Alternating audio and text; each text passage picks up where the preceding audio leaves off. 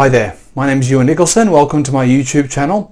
Today we're doing part 4 of a 4-part series called How to Reduce the Volume of the Inner Critic. Sorry, what did you say, inner critic? Sorry, I can't hear you. You're very low.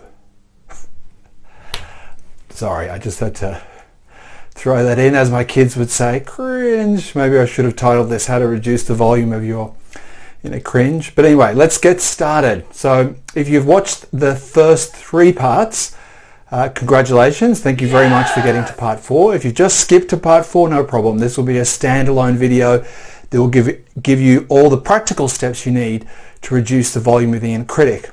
Just to recap, in part 1 we looked at what is the inner critic, how do we get one, why is it important to to address this.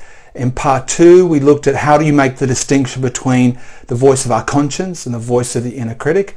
And in part 3 we looked at why using positive affirmations when it comes to reducing the volume of the inner critic is not really enough. And today we're going to be looking at what are the actual practical steps you can do to start in this process of really turning the volume of the inner critic down. And we're going to look at 5 steps.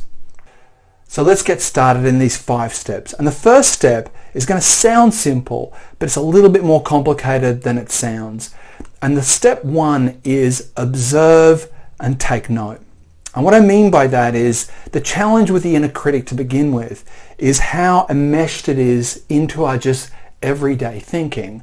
That if it was only as simple as a voice came on, that's the inner critic, I'll turn that down, I'll switch that off, we wouldn't be doing this video because you would have already done that. The issue is the voice of the inner critic isn't actually a voice as such, it's a type of thinking and a thinking process that's charged with a lot of negative feelings about ourselves and the world. And one of the challenges to begin with is just being aware of its existence, being able to say, here it is. That thought where I think that thing when this thing happens, that is the voice of my inner critic. So to begin with, what we're trying to do is just be aware of its presence, to be aware when it gets triggered. Do you stand on some scales and you put on 2 kilos, off it goes? Do you get some criticism from a coworker about your work, off it goes? Do you get a phone call from your mum and she forgets to wish you happy birthday, off it goes? Whatever it may be, that we start to observe and understand what's actually going on. So the step 1 is paying attention to what is going on in our thought processes. And in that process of paying attention, we're looking to observe the inner critic in action. We're not looking to change it. We're not looking to turn its volume down to begin with. We're not looking at replacing it like we looked at in part 3. We're just looking to be aware of its presence, to be aware of what triggers it, and to be aware of what it sounds like. And what you'll discover as you start paying more attention to when and where and how your inner critic sounds is it is very repetitive. That, as we've discussed before, it's pretty unoriginal, it's not a problem solver, it's not looking for solutions, it probably has the same pre-recorded message about who you are and why you're so terrible, etc., etc., etc., that it repeats over and over and over. So when you pay attention, when you start to observe and take note, you will start to see patterns, you will start to see it as a separate thing. And it's helpful to say, there it goes. Not there I go, not there is me, but there it goes. And the process of observing and taking note of our inner critic in of itself is a process where we're separating that voice or that thought process to our awareness. To be able to say, well, when I tell these terrible things about myself to myself, and here I'm observing that, immediately we're separating our awareness of our inner critic and our experience of the inner critic as a separate thing to the inner critic itself. So it's not me thinking these things, like this is just a fundamental part of who I am. But this voice is something that I've internalized from negative messages. I think it's my own, but really it's something that's been superimposed on my own psychology that I've started internalizing and identifying with. And the process of observing without trying to change or alter or judge, just observing it, has tremendous power because it separates us from the voice of the inner critic, our awareness from the voice of the inner critic. And let me give you a very practical recent example for myself. So I'm doing these videos on the inner critic, and the first video I did, I set up my camera in a way where instead of zooming in with the video editing software, I just put it like right here. And I just filmed it, and I thought, okay, it's fine, I'll just do a direct close-up without zooming in. So I do it, I'm happy with the video, I upload it on the video software, and then as I upload it, it's like my face is like really, I feel like it's really big. It's like it's really taking up the whole screen, and I can feel this voice like, oh my God, you can see coffee stains on your teeth. Your head is really big. It's like a watermelon, and I'm thinking, is there somewhere I can shrink it? Is there a shrinking watermelon head shrinking software? There's all this kind of stuff playing out of my head. But at the same time, I was able to observe it and say, there it is. There's my inner critic, and the irony wasn't lost on me. Here am I editing a video on the voice of the inner critic, and here is my inner critic critiquing how I appear on this video of the inner critic. And I was able to observe it, even smile at it a little bit, the irony of, here's this voice really kind of shouting at me a little bit about how big my head is, and not to take it too seriously, and not to kind of take it too personally, and not to take it as anything but a repetitive recording. And as you observe it more and more, you'll be able to do that more easily, and you'll be able to do it without getting too lost in the process before you're able to do that. So step 1, observe and take note. Now let's look at step 2. Now step 2 is intimately connected to step 1. So step 1, we're observing, we're taking note. Step 2 is, as we're observing, as we're taking note, we're looking at our inner critic from a position of compassion and curiosity. So what do I mean by that? So as we're observing our inner critic, we're not looking to get rid of it, to supplement it, to exchange it, delete it. We're looking at understanding why it's there, understanding where it's come from, and also having compassion for its voice. That at some point somewhere in our childhood, we took on these internalized voices as a way to protect ourselves, as a way of feeling we need approval, as a way of staying out of getting in trouble, as a way of staying out of danger. So there was functionality in the part of us that took on this internalized voice. And we want to look at that part of us with love and compassion. And a good way to kind of visualize what this looks like is if a child comes to you, whether it's your child or a niece or nephew or someone you know, and they come to you with a problem. They're angry, they're upset, let's say they're 7 or 8 years old. How do you approach them? Now obviously on a good day, depending on if you have kids, there are days where you're less understanding, but on a good day, the idea is you approach that distress in the child with understanding, with compassion, with curiosity. What's going on? How do we find solutions? First of all, just tell me what's going on. We listen. We're attentive.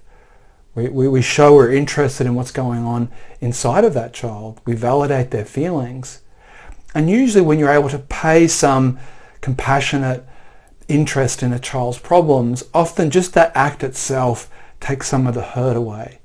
But it's when you're like too busy or go away or you just start lecturing them, the message is, what you're feeling doesn't matter, what's going on in you doesn't count, and I've got better things to do, or I've got the solutions, this is what you need to do. And we're not setting up that kind of relationship. We're trying to set up a relationship with the voice of our inner critic that is compassionate, that is understanding, and trusting on one level that as we do that, that in itself is going to turn down the volume. Just those two things alone, just observing it and viewing that voice with compassion and curiosity. So at times I walk out of this house, I've got 2 teenage daughters, and they say to me, "Oh, you're not wearing that outside, are you?" And I turn to them and say, "Well, yeah, I am wearing this outside, these green shorts and blue t-shirt or whatever it is." And they roll their eyes, and I tell them, "Look, I'm going to get groceries. We're not going to Milan Fashion Week." And I take their criticism with some degree of humor, some degree of compassion. I get it, they're kids, I don't know how they want me to look, but they don't want me to look that way. But at the same time, I don't really listen to them. I don't go back to my room and get changed in some, fashionable outfit. So it's this balance. I don't disregard what they say, but at the same time, I'm not really paying too much attention to it. I'm not really taking it too much to heart.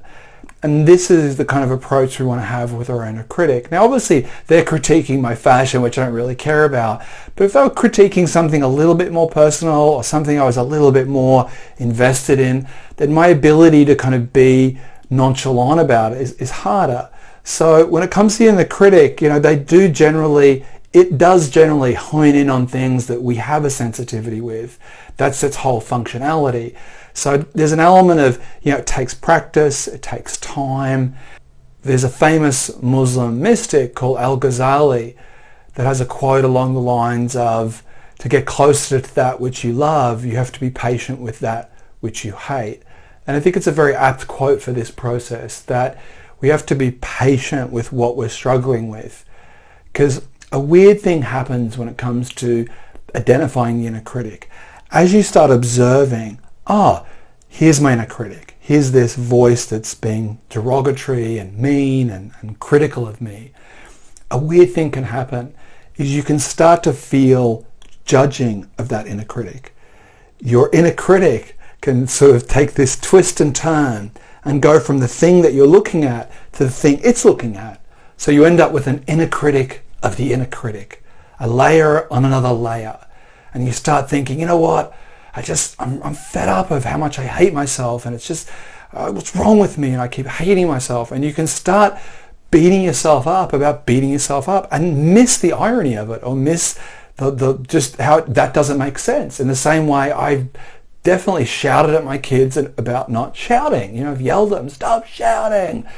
And my kids will say, do you realize how much of a hypocrite you are? You're shouting at us. I'm like, well, I'm just raising my voice.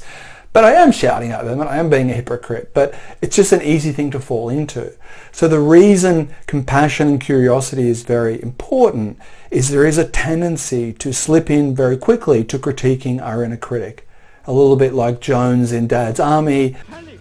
Don't panic! Don't panic! Don't panic! Don't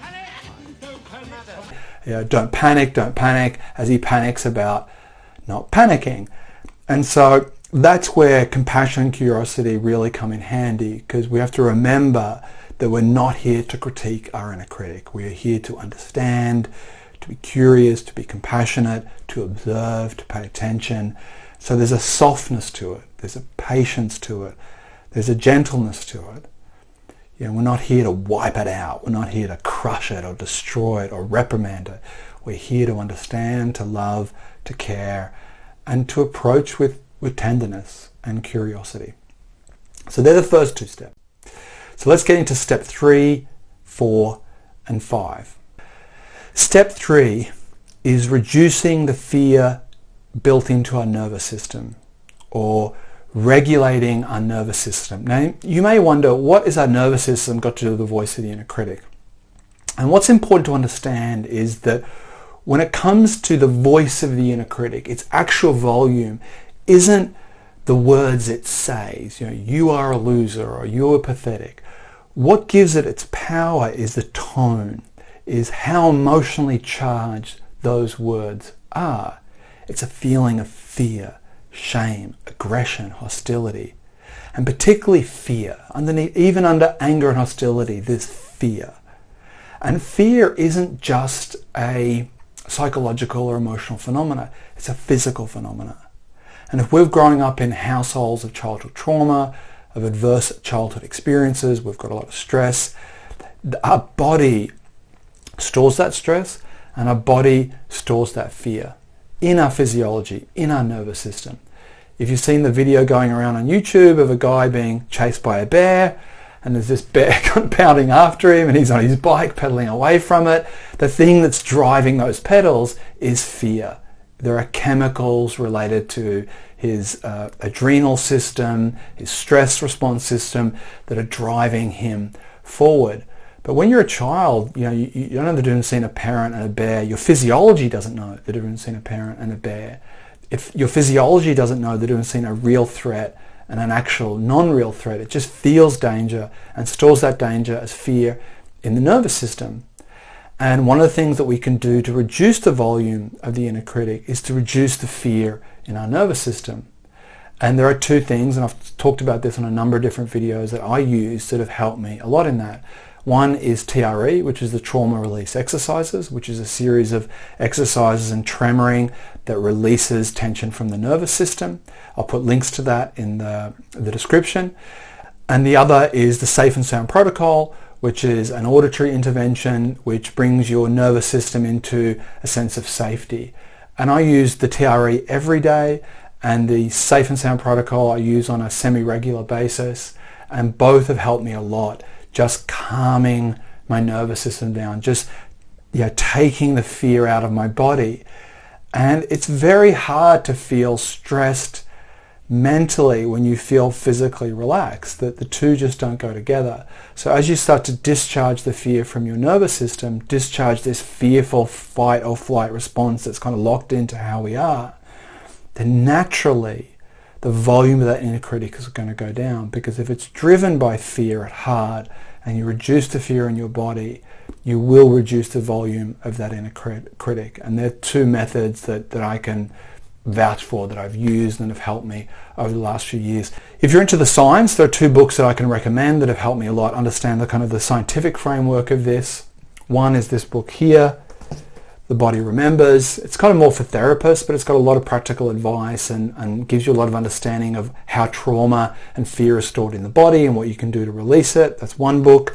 The second book is very famous and well known, which is The Body Keeps Score. So obviously you're getting a theme here. The body remembers, the body keeps score. It's all about how whatever we've thought out psychologically and emotionally, a lot of these issues reside in our bodies. And as we shift things in our bodies, we naturally create a safer space to shift things in our thoughts and feelings. So that's step 3, releasing the fear from our nervous system. Now step 4, we're going to be looking at the emotional aspect of this. And step 4 is working on healing our inner child. Because at heart what we're doing here is we're trying to rebuild a relationship that is caring and loving with an aspect of our psychology or inner child or a frozen part of our development, and reestablish safety and love to that child that is still there feeling the necessity of internalizing that external message. And something that has worked for me is doing inner child work. Now there is a lot of stuff online that you can search on YouTube, Google, etc., looking at how do you heal your inner child. I'm just going to share with you today the resources I've used and how those resources have worked for me.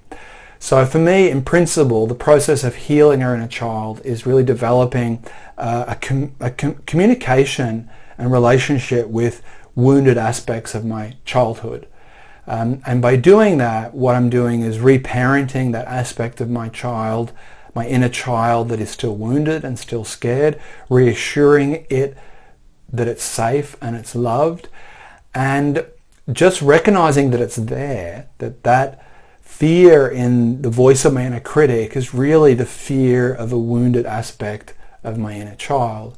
And as I develop that relationship, as I acknowledge that, as I get more deeper into where that wound is and how that come about, then something new emerges, a different feeling that really I'm fundamentally assuring that aspect of myself that it doesn't need to be afraid anymore, that it's safe. Now, I've done that in 2 ways. First of all, I got this book, and this guy is pretty famous for this type of work, John Bradshaw, you might know of him. This book is Coming Home, Reclaiming and Championing Your Inner Child. So this book has a lot of theory and understanding of what the inner child is. There's a lot of case studies, but mostly there's a lot of exercises that I did, where you take notes, where you do this, meditations. So I went through this book myself just directly and did all the exercises and followed the process, and it helped me a lot. It helped me give an understanding of it, the importance of it, and it gave me some practical ways to kind of do that. Then I also have done some of this in therapy with my therapist.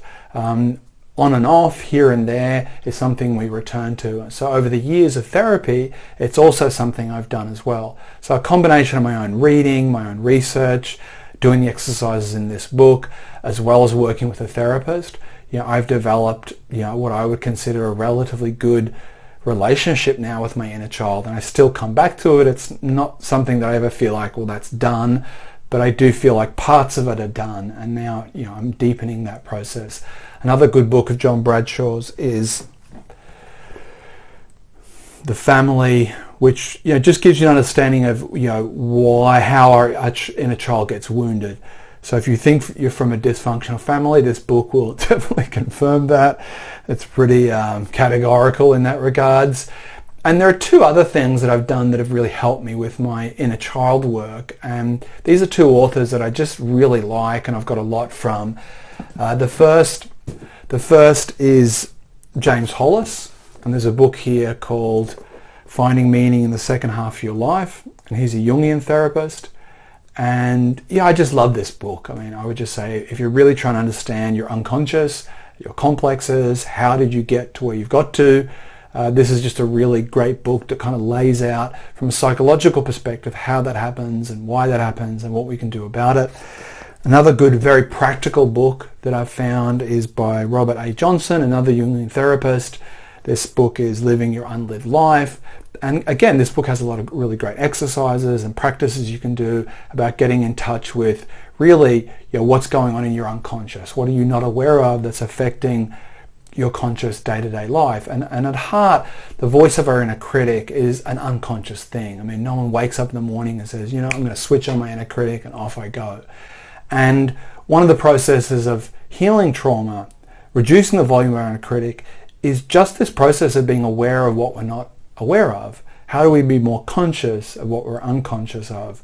And that is something that, that this is all what this is about. And to me, it never fails to surprise me and amaze me, is the power of awareness. Just the power of becoming aware of something you weren't aware of in itself, without doing anything or fixing or tweaking, just saying, there it is, has tremendous power, because it unlocks something that has its own momentum, that doesn't involve effort and struggle. And I've just, over the years, got more and more confidence in that process of, just being aware. And these books, these resources, they're all tools on one level to be more aware of what's going on in your body, more aware of what's going on in your unconscious, more aware of what's going on in your thought processes. And the more aware you become, the less power that unawareness or unconsciousness has on your day-to-day living. So let's get to the last one, Step 5. And again, this is something that I'll keep banging on about, that I keep going on about, and that's the practice of meditation and mindfulness.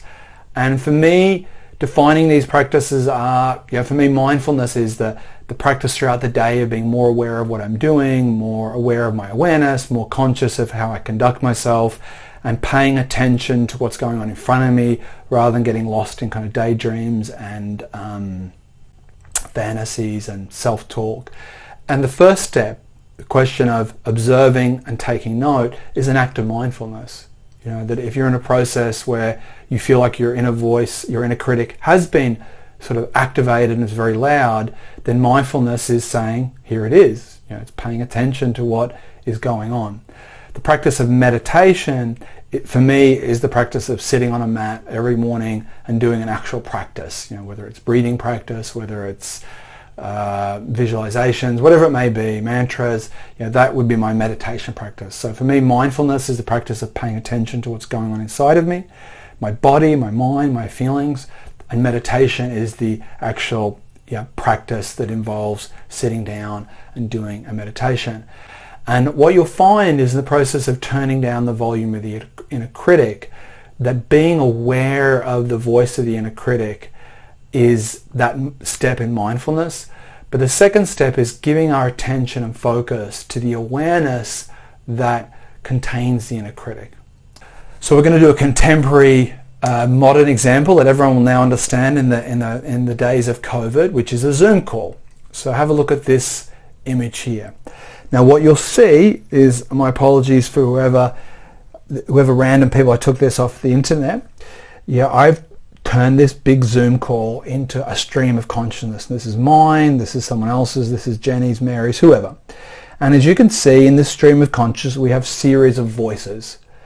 And these voices, to the left, the guy with the goatee and the bald head, we're calling him the inner critic. You've got the inner optimist next door to him. You've got the inner grump. You've got the inner sad sack, Mr. Rational. Obviously, I'm doing all my own inner voices. The inner voice, the inner know-it-all, the inner empath, etc., etc., etc. And the idea is that throughout a day, some of these voices are dominant, some of these voices are on mute, some are trying to talk over each other. Sometimes, one is talking more than the other.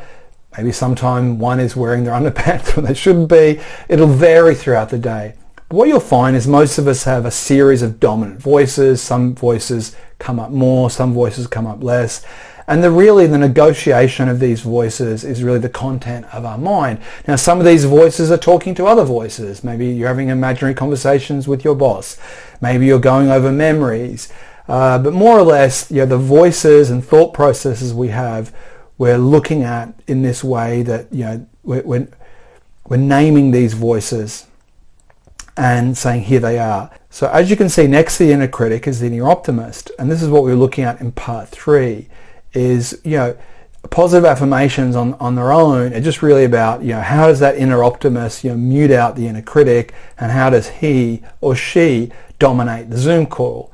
And what we're trying to do in the process of practicing meditation and mindfulness is bring our attention to this second image.